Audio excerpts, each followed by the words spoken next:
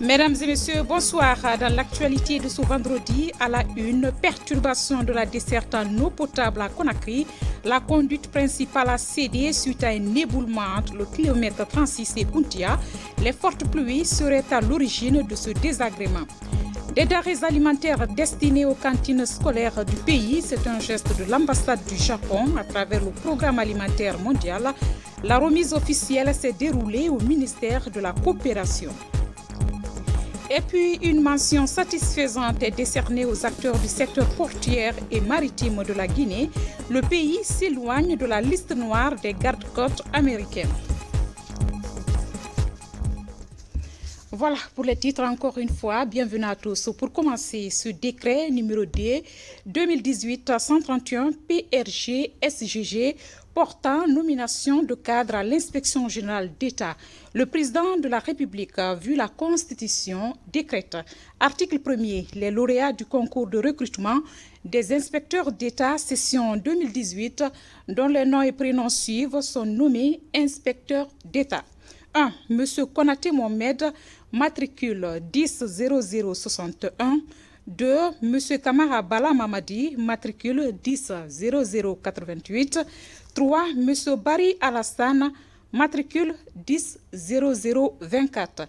Article 2. Le présent décret qui prend effet à compter de sa date de signature sera enregistré et publié au journal officiel de la République. Conakry, 27 juillet 2018, professeur Alpha Condé. Je vous le disais dans les titres, à Conakry, depuis plus de 48 heures, la desserte en eau potable dans les robinets enregistre une perturbation. Pour cause, la principale conduite d'eau a cédé sous le poids de l'éboulement entre le kilomètre 36 et Kountia. Reportage signé Nabi Kamara. C'est la conduite principale d'alimentation en eau potable de la ville de Conakry qui s'est déboîtée dans la nuit du mercredi à jeudi. Ce sont les eaux de pluie venues à travers ce caniveau qui aurait lessivé la terre servant de remblai. Du coup, les supports ont cédé avant de déboîter ces 3 tuyaux. Nous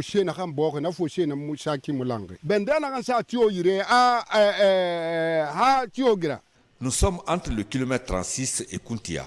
Selon la direction générale de la SEG, ces tuyaux en panne fait transiter les 70% d'eau dans la ville de Conakry.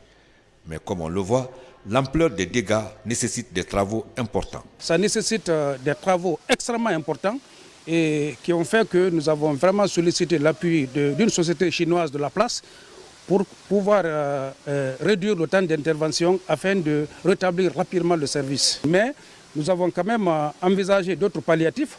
On a mis en marche toute la batterie de forage que nous avons. Ensuite, la conduite diamètre 700 parallèle, elle n'est pas entamée, donc elle va continuer sa desserte normale. Mais ce qui reste clair est qu'il faudra que les gens comprennent que cet aléa-là va fortement perturber la desserte au niveau des différents ménages. Donc d'où la nécessité de procéder à une forte économie d'eau dans les différents ménages. Les autorités du département en charge de l'énergie et de l'hydraulique demandent à la population de Conakry la compréhension et la patience, le temps pour la SEG et ses partenaires de rétablir le service. De tels dégâts n'étaient pas attendus. On prie tout le monde de comprendre, de regarder ce qui se passe et patienter. Nous sommes en train de travailler nuit et jour, on ne quittera pas ici tant que ce n'est pas réglé. Sur place, les travaux ont déjà commencé. Tous les techniciens et la société chinoise sollicités par la SEG sont mobilisés pour réparer le plus rapidement possible ces tuyaux. La coopération guinéo-japonaise est au beau fixe. Le pays du soleil levant vient d'offrir des vivres pour alimenter les cantines scolaires du pays. Une manière de lutter contre la malnutrition et de contribuer au bien-être des enfants scolarisés. La remise officielle de ce don s'est déroulée sous la présidence de la ministre de la Coopération et de l'Intégration africaine. Compte rendu, Fatima Diallo.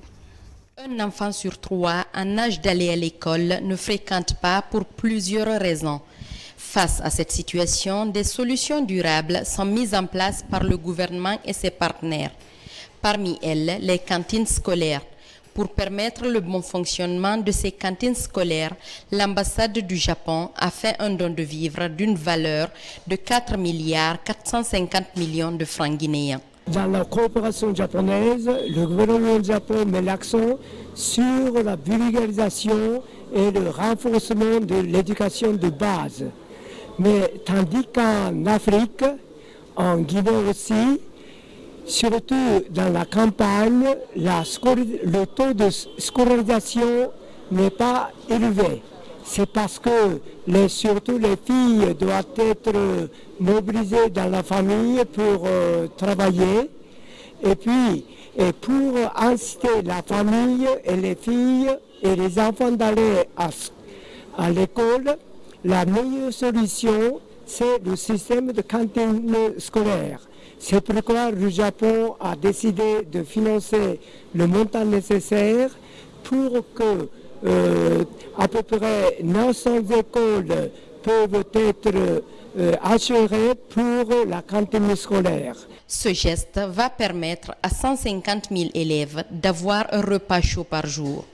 Un motif d'encouragement pour le maintien des enfants à l'école. Le Japon continue toujours à nous donner de l'assistance alimentaire pour la continuité et ce que nous avons toujours fait, c'est d'essayer de concentrer nos efforts dans les zones à insécurité alimentaire. Et là où il y a les taux de scolarisation brute qui sont très bas. Donc c'est une sorte de superposition de taux de scolarisation brute qui est moins élevé pour essayer de rehausser la scolarisation, mais aussi pour essayer de venir en tant que protection sociale en matière d'amélioration de la sécurité alimentaire, pour les parents, pour les enfants aussi. Cet accompagnement de la coopération japonaise va contribuer à la lutte contre la malnutrition et l'abandon scolaire dans les zones reculées du pays. Ce don que le ministère de la Coopération reçoit va passer au ministère de l'Éducation nationale et de l'alphabétisation. À ce niveau-là, avec les services appropriés, ils vont s'assurer que ces dons arrivent aux populations bénéficiaires. Ceci fait partie des aides efficaces qui arrivent directement là où ça doit arriver. Nous prenons l'engagement devant les partenaires, devant le gouvernement, que mes services utiliseront à travers le PAM ces vivres et ces vivres parviendront aux ayants droit, Inch'Allah. Ce don de l'ambassade du Japon, en collaboration avec le Programme alimentaire mondial, est l'un des volets de la coopération japonaise.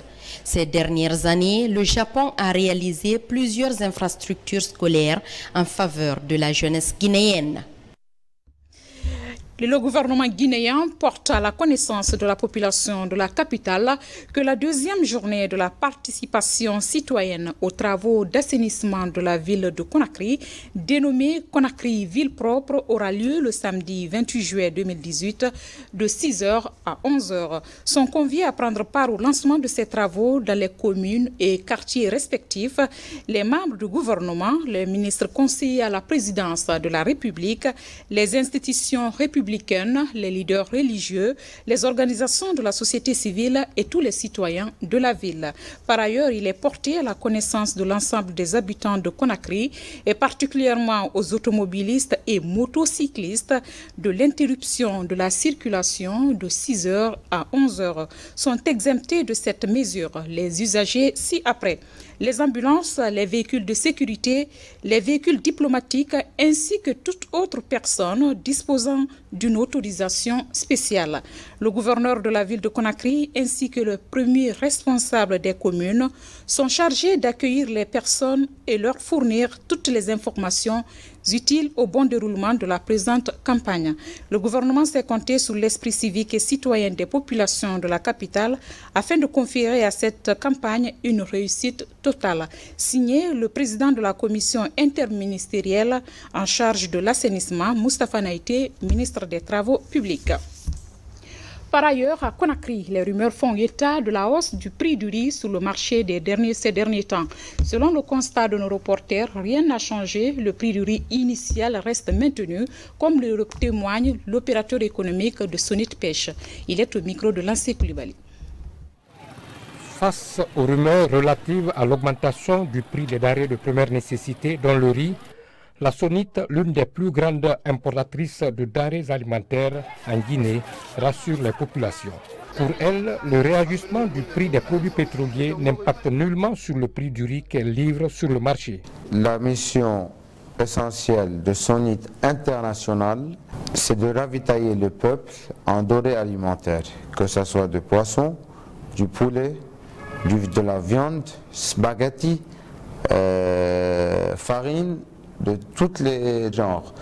Le directeur général de SONIT profite de l'occasion pour rassurer les populations de la disponibilité d'un important stock de riz. On a déjà 26 000 tonnes de stock, il y a 10 000 tonnes qui arrivent. Notre stock va couvrir la population guinéenne au moins jusqu'à décembre 2018. Et je promets à la population guinéenne que le prix restera le même et ne changera pas. Par ailleurs, la SONIT se dit déterminée à soulager les populations en toutes circonstances. On en vient maintenant à la crise migratoire. L'objectif que se fixe la société civile des Nations Unies est d'engager l'Afrique entière face à cette crise. Après la première édition de la conférence à Conakry, la Guinée passe l'étendard à l'Algérie pour le rendez-vous de novembre 2018. Explication Sana Kamara au Motouri. Depuis maintenant des années, la migration est devenue un phénomène préoccupant pour les pays de départ et d'arrivée. Elle touche l'Afrique plus que tout autre continent. C'est pour pallier à cet exode qui vide le continent de ses bras valides que des ONG, membres de la société civile des Nations Unies, s'engagent il y a 2 ans à réduire cette situation qui coûte souvent la vie à plusieurs candidats à la conquête de l'Europe. La Guinée, organisatrice de la première édition, passe le témoin à l'Algérie pour la suite du combat. Et l'objectif de cette conférence était en fait de proposer des solutions à l'Union africaine, l'Union européenne et aux différents États. Que les États agissent de sorte que nos frères arrêtent de mourir dans le désert et dans la Méditerranée. Aujourd'hui, il y a beaucoup de paroles, on dit il n'y a pas d'emploi, effectivement, les Africains souffrent. Mais chaque personne que vous rencontrez sur le chemin de l'immigration a ses raisons. Mais il faut proposer quelque chose. L'Algérie, comme d'autres pays au nord de l'Afrique, constitue un point culminant pour les candidats à l'immigration. En recevant le drapeau des pays membres de la conférence de la Société civile des Nations Unies sur l'immigration, l'Algérie estime qu'il faut occuper la jeunesse africaine par des activités devant les empêcher de quitter l'Afrique, un continent aussi riche et promoteur. C'est développer une économie, que ce soit une économie vivrière, soit une économie traditionnelle, qui permettra aussi, dans le cadre de la microfinance, dans le domaine agricole, dans le domaine de l'industrie, et aussi il y a l'apport de la coopération algérienne. Ce qu'on est en train de faire, de création des sociétés mixtes, qui soient en Mauritanie, qui soient au Niger, qui soient au Mali. Nous voulons généraliser ça au niveau du continent. Deuxièmement, c'est apporter un savoir-faire dans le cadre de l'économie et de la recherche. De nos jours, il y a environ 41 millions de migrants internationaux. Parmi eux, on compte 19 millions de personnes résidentes en Afrique, 17 millions ayant quitté le continent et 5,5 millions d'immigrants en provenance du reste du monde. La deuxième édition de la conférence des organisations non étatiques des Nations Unies est prévue en novembre 2018 à Alger. Et puis le ministre d'État, ministre des Transports, prenant en compte d'une part la mesure du gouvernement interdisant la circulation des véhicules dans la ville de Conakry le samedi 28 juillet 2018 de 6h à 11h pour la campagne d'assainissement de la ville et d'autre part de l'impérieuse nécessité de désengorger le port de Conakry suite à la grève générale déclenchée depuis le 4 juillet 2018, demande au ministre de la Sécurité d'autoriser exceptionnellement la libre circulation pour toute la journée du samedi 28 juillet des camions remorques du port et des véhicules appartenant aux agents des services directement concernés par les opérations portuaires.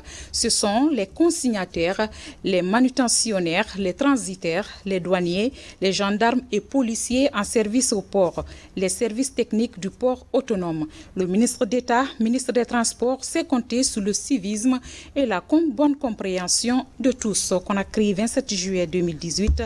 Pour le ministre d'État, ministre des Transports, PO, le secrétaire général Mohamed Cheikh Touré. Coopération guinéo-américaine dans le secteur maritime, l'évaluation périodique du Code de sécurité des navires et des installations portuaires de Conakry et de Kamsar s'est soldée par une note de satisfaction. Ce satisfecit vise à encourager les armateurs à fréquenter le port autonome de Conakry. Foude Camara nous en dit plus. Depuis une dizaine d'années, les gardes-côtes américains sillonnent les ports de Conakry et de Kamsar. Un modèle de coopération maritime nord-sud dont l'objectif est de poser les jalons pour une application stricte du code ISPS de sécurité des navires et des installations portuaires. Au nom de la garde-côte américaine, on était très impressionnés avec le progrès qui a été fait depuis notre dernière visite. On ne peut pas avoir le commerce sans la sûreté, la sécurité. Sans cela, c'est impossible de faire des affaires. Donc c'est quelque chose que la garde-côte américaine et les États-Unis prennent très au sérieux. Et nous travaillons avec nos partenaires en Guinée pour assurer un commerce bien sécurisé entre nos deux pays. Pour la première évaluation de l'année 2018, les avancées enregistrées gravitent autour de l'installation des barrières, l'obtention de nouveaux équipements de sûreté, mais aussi la certification de 8 installations portuaires. Ils ont même félicité le port de Conakry, disant qu'il fait partie des meilleurs ports de la sous-région aujourd'hui. Donc pour nous, c'est un sentiment de réconfort, de joie, de savoir que cette liste noire, la Guinée ne sera jamais sur cette liste noire, le port de Conakry. Et le port de Conakry devient fréquentable maintenant. Seul point noir, les défaillances au niveau du contrôle d'accès à la plateforme portuaire. Autre réponse aux exigences du commerce international, la révision du code de la marine marchande. La principale recommandation qu'ils ont eu à tenir, c'est du domaine de la législation, c'est-à-dire l'adoption du nouveau code de la marine marchande. Quand le code de la marine marchande est adopté, nous sortirons les textes d'application pour nous aider et améliorer toujours la sûreté et la sécurité au port de Conakry. Pour tirer le meilleur de la façade maritime, conformément aux normes internationales, un comité de suivi des recommandations des gardes-côtes et une synergie d'action sont envisagées. Une synergie d'action qui interpelle la police, la gendarmerie, la douane et les autres acteurs du secteur portuaire. Il y a eu beaucoup d'efforts qui ont été fournis pour améliorer les normes, le respect des normes en matière de sécurité. Il se trouve qu'au jour d'aujourd'hui, le port de Conakry donc, reçoit ce satisfecit. Nous craignons beaucoup que ce port ne soit blacklisté, du fait que, par exemple, s'il y avait trop de manquements par rapport au respect de ces normes de sécurité, le port de Conakry n'aurait pas été fermé, c'est vrai, mais il aurait perdu de sa compétitivité et de son attrait, parce que beaucoup d'armateurs auraient évité de passer par là, en sachant très bien qu'ils s'y exposaient à des risques de tout genre, qui peuvent être des risques liés au trafic de drogue, des risques liés à des trafics d'armes ou à des trafics illicites de personnes, des risques aussi liés tout simplement à des actes terroristes. À partir du moment où tous ces risques sont totalement écartés en ce qui concerne le port de Conakry. Ces visites périodiques des gardes-côtes américains redynamisent les relations entre la Guinée et les États-Unis, reliées par l'océan Atlantique. Un corridor maritime où la voie est balisée pour l'ouverture d'une ligne directe entre les ports de Conakry et de Miami. Une ligne qui sera renforcée par des dispositions du code ISPS liées aux exercices de simulation, la construction des grilles de surveillance et le renforcement de capacité des agents impliqués dans la sécurité. Un mot de politique dans ce journal. Les représentants des sections du RPG Arc-en-Ciel de la Haute-Guinée poursuivent leur mission à Conakry. Ils continuent à s'informer des réalisations du gouvernement. Tous ont exprimé leur désir d'accompagner le président de la République, professeur Alpha Condé, pour le développement de la Guinée. Gabi Aboubakar nous fait le point. Après la visite des grands hôtels de la place, des projets routiers, des barrages hydroélectriques du pays, ces représentants des militants et sympathisants du parti au pouvoir sont dans les locaux du ministère de la Santé. Une manière de s'informer sur la politique de la santé élaborée en faveur des communautés. Ces jeunes sont déplacés parce qu'ils sont inquiets et ils ont raison d'être inquiets. Pourquoi? Parce qu'ils reçoivent des informations tout à fait déformées. Donc de fausses informations. Ils sont donc venus pour s'enquérir de la réalité. Qu'en est-il exactement? Nous avons fourni les éléments que nous connaissons qui sont justes, vérifiables, parce que ce sont des éléments physiques, construction des hôpitaux, construction des structures de santé, envoi des ressources humaines pour faire fonctionner ces structures, envoi des équipements, sont des choses vérifiables. Du ministère de la Santé, direction la Fondation Proximi de la Première Dame de la République.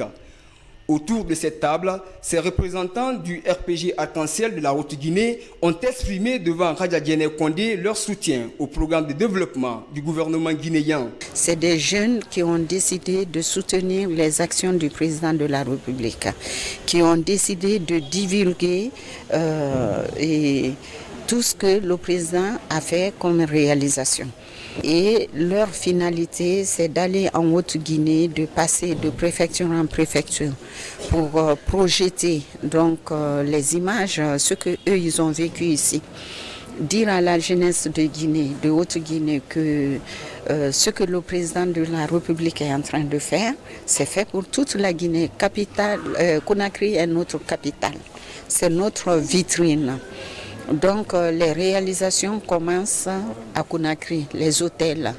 Mais aucune région n'a été oubliée, je dirais. À travers ces visites de prise de contact avec les autorités du pays, ces militants et sympathisants du RPG Arc-en-Ciel du Bekandiamana comptent toucher du doigt toutes les réalisations du gouvernement Alpha Condé en matière d'infrastructures.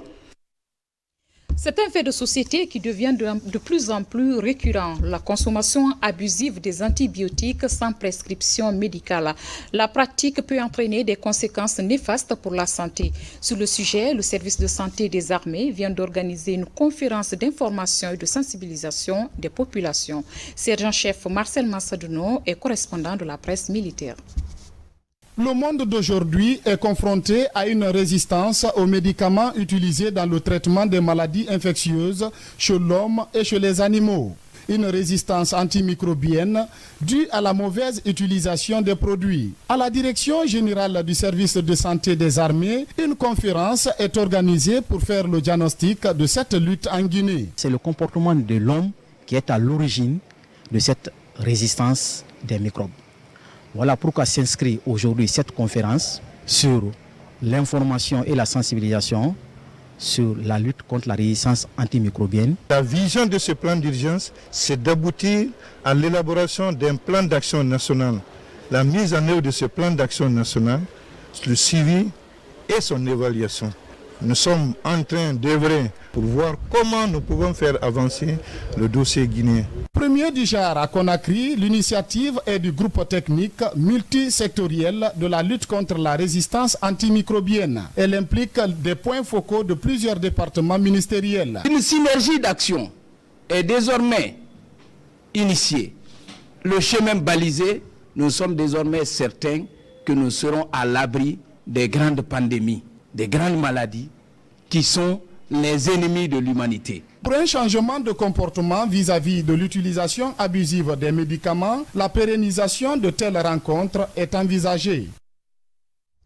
Religion à présent, c'est une première pour l'humanitaire en Guinée, une journée entièrement consacrée au sacrifice pour les démunis. La campagne de collecte de vivres et d'habits a été lancée hier au Palais du Peuple. Compte rendu Elhadji Yaya Silla. Massiré Bangoura a perdu son bras droit, une conséquence de la guerre civile vécue en Sierra Leone. Traumatisée, elle vit à Conakry depuis 2000. Aujourd'hui, elle a à sa charge 10 personnes. Massiré compte parmi les bénéficiaires de la première campagne de dons pour des personnes en situation difficile en Guinée. J'ai été mutilé par les rebelles. Ils m'ont trouvé dans la brousse. Ils m'ont demandé entre tes bras et tes yeux, lequel préfères-tu qu'on t'ampute? J'ai dit, je suis à votre disposition. C'est Dieu qui le veut ainsi. À l'image de Massiré, plusieurs dizaines de personnes vulnérables se sont mobilisées au Palais du Peuple ce jour. La journée de sacrifice est soutenue par la députée Adjanantou Chérif, coordinatrice du RPG Arc-en-Ciel. Le sacrifice est avant tout ordonnée et encouragée par notre Créateur le Tout-Puissant. Mais il est fait pour nous, les hommes, les bénéficiaires directs qui sont les démunis et les donateurs qui s'offrent une armure sociale. Donner, offrir de son bien est une manifestation de solidarité. Organisée par l'ONG, l'Union internationale des religieux pour l'humanitaire, cette journée a connu la manifestation d'intention de plusieurs personnalités du pays. Nous avons un plan d'action dont les objectifs sont multiples. Il s'agit de contribuer pour apporter à ceux parmi les peuples qui sont dans le besoin de réponses rapides à leurs problèmes les plus urgents relatifs à l'existence humaine, à la santé, au renforcement des capacités morales et spirituelles et à l'amélioration de leurs conditions de vie. La solidarité envers son prochain est un acte de foi, mais aussi un acte de civisme. Le rendez-vous est pris pour l'année prochaine pour une autre journée de sacrifice plus élargie et dans un contexte social plus serein. Et puis, dans le cadre de la mise en œuvre de son plan d'action opérationnel 2018, le ministère de l'Action sociale, de la promotion féminine et de l'enfance, à travers la Direction générale des centres d'autonomisation et de promotion des femmes, procédera au lancement de la formation de 500 jeunes filles, dont 300 dans les filières du crochet d'art, de la broderie, de la couture, du tissage des perles et 200 en informatique de base. Cette cérémonie s'inscrit en droite ligne des objectifs de la lettre de mission de son Excellence, Monsieur le Premier ministre, chef de gouvernement. À cette occasion, les apprenantes des centres d'autonomisation et de promotion des femmes de Cameroun, Dubreka, Fria et Kaloum, évoluant dans les filières mentionnées, sont conviées à prendre part à la dite cérémonie le mercredi 1er août 2018 dans la salle polyvalente de Cameroun à partir de 10h. Les frais de transport sont à la charge du ministère de l'Action sociale, de la promotion féminine et de l'enfance. Conakry, 27 juillet 2018, Gabi Hadja Mariam Silla. Mesdames et messieurs, c'est la fin de ce journal. Merci à toute l'équipe du jour. Grand merci à vous également de l'avoir suivi. Passez une excellente soirée. À demain.